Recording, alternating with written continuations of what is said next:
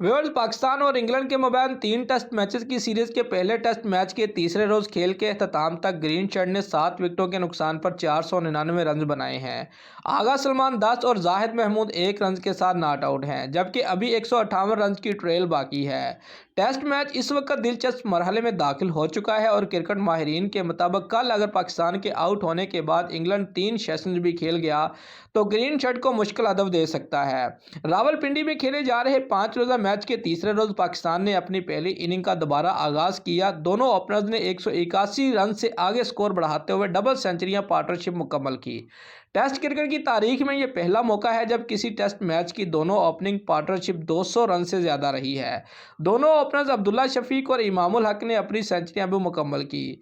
Jack Leach ने उम्दा bowling का मुजाहरा किया। इंग्लैंड को पहली कामयाबी 225 के मजमूई स्कोर पर मिली जब अब्दुल्ला शफीक 109 रन बनाकर आउट हुए। उन्हें वेल जैक्स ने आउट किया और ये उनकी टेस्ट क्रिकेट में पहली विकेट है। पाकिस्तान की दूसरी विकेट 245 के मजमूई स्कोर पर गिरी जब जैक लीच ने इमामुल हक को बोल्ड कर दिया। उन्होंने 121 रन बनाए। पाकिस्तान के तीसरे आउट होने वाले बल्लेबाज अजहर अली थे जिन्होंने 27 रन बनाए। अजहर अली को भी जैक लीच ने ही आउट किया। बाबर आजम और साउथ शकील के दरमियान चौथी विकेट के लिए 123 रन की शराकतदारी बनी, जिसके बाद साउथ 37 रन बनाकर ओली रॉबिन्सन की गेंद पर कैच आउट हो गए।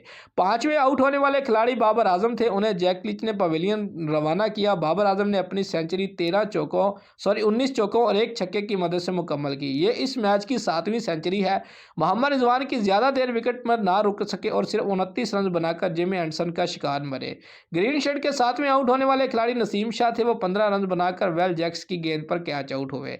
दोस्तों, अगर आपको हमारी ये वीडियो अच्छी लगी है तो लाइक और कमेंट ज़रूर करें और हमारे चैनल को सब्सक्राइब करना मत भूलिए। शुक्रिया।